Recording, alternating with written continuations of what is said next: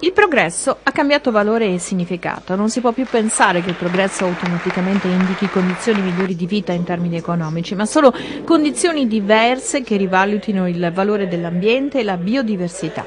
Sembrano temi filosofici, invece sono il presupposto per dare voce alle idee e alla creatività che devono dar vita a un nuovo mondo. Un mondo diverso, appunto, fatto di meno cose materiali, ma più attenzione alla qualità di quanto già possediamo.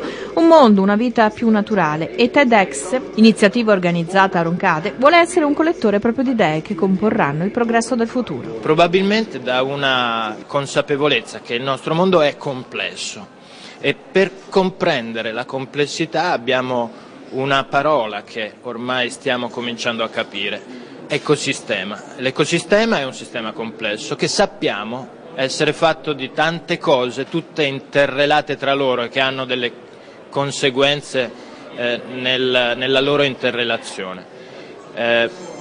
Un ecosistema progredisce se è dotato di biodiversità, un ecosistema culturale progredisce se è dotato di infodiversità, un ecosistema delle start-up, del lavoro, dell'economia progredisce se ci sono tante iniziative che interagendo tra loro generano nuove opportunità. Questo è il motivo per cui probabilmente la nuova idea di progresso emerge da questa parola biodiversità che noi stiamo cominciando a comprendere. L'incontro di Roncade nel Trevigiano è una fucina di scambio e istruzioni per l'uso delle idee. La programmazione anche agricola e ambientale della Regione Veneto è agli inizi, e appoggiare una iniziativa come questa all'interno di una programmazione di lungo respiro secondo noi è determinante per il futuro, anche per i giovani. Un appuntamento propedeutico alle linee che fanno da minimo comune denominatore dell'Expo 2015, il cui tema, non a caso, è nutrire l'ambiente. Per conoscere le avanguardie,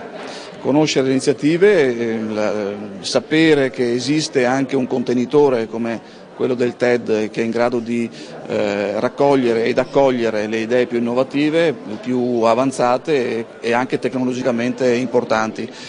E questo secondo me per giovani è un fattore attrattivo molto importante che noi vogliamo ovviamente coltivare.